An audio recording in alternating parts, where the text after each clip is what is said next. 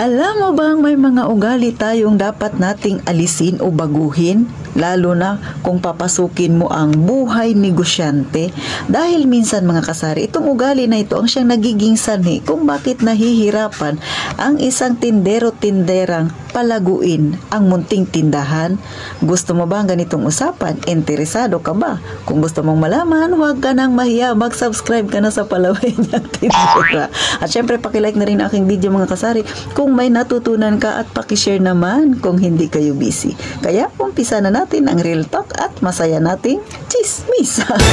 Isang magandang araw mga kasari-sari. Sa mga bago pa lang sa aking channel, ako ang inyong Palaway niyang Tindera, si Ate Tintin. Kumusta kayo? Kumusta ang mga tindero-tindera kung tinderang kagaya ko na may maliit ding tindahan? So dito tayo sa mga ugali na dapat nating alisin, lalo na kung ikaw na nanonood sa akin ay gusto mo ring magkaroon ng sarili mong negosyo, kaya ngayon pa lang pansinin mo na ang pag-uugaling ganito mga kasari.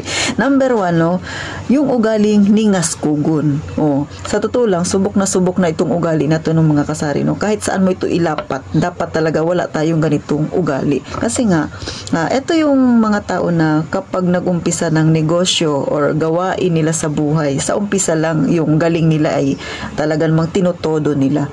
Pero habang tumatagal ay inaalis na nila yung ugali na masipag sila. Minsan kapag ikaw ay negosyante, sa umpisa ka lang masipag, paunti-unti mga kasari, parang nawawala na yung kasipagan mo. Masyado ka ng kumpiyansa sa ginagawa mo. So yung iba, minsan may maliliit na problemang na-encounter sa kanilang negosyo, hindi nila binibigyan ng pansin kasi masyado na silang tiwala.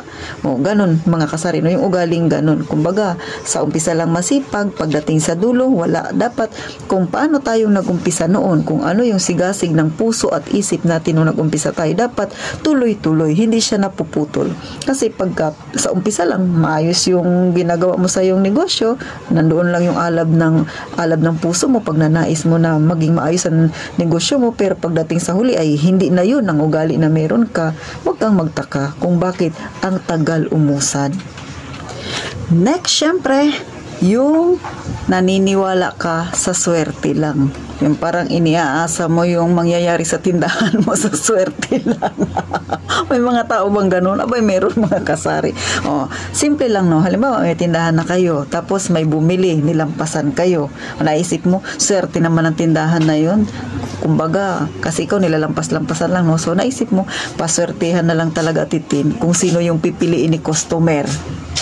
So, yun yung mindset mo. Pero, mali yung mindset na ganun mga kasari. Bagamat hindi kayong napili ni customer na bilhan, pero dapat matanim sa isip mo, ano ba yung dahilan? Bakit hindi ka binibilhan ng isang customer? Bakit dinadaan-daanan ka na lang niya? Bagamat may mga customer na loyal talaga sa kanilang tindahan, pero batid natin na pwede tayong gumawa ng paraan para mapansin din tayo ng ilang customer. Gaya ng mag-isip ng mga paninda na wala pa sa kabilang tindahan, na pwede mong itinda, na pwedeng maka-attract sa isang customer para lapitan kanya. Huwag mong isipin na swertihan na lang talaga titintin.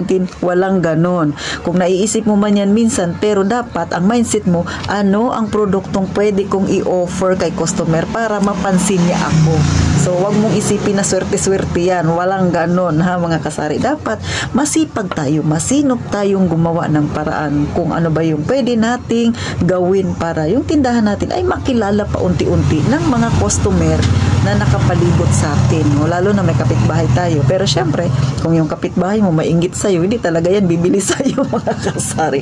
Pero tandaan mo, hindi lang siya ang tao dyan sa inyong barangay. Marami pa. Kaya maraming paraan para mas paunti-unti, no, mapalago natin yung ating negosyo. Hindi yung nakastuck ka lang doon. Ito lang yung kita mo araw-araw. Okay na yan atitin. Hindi.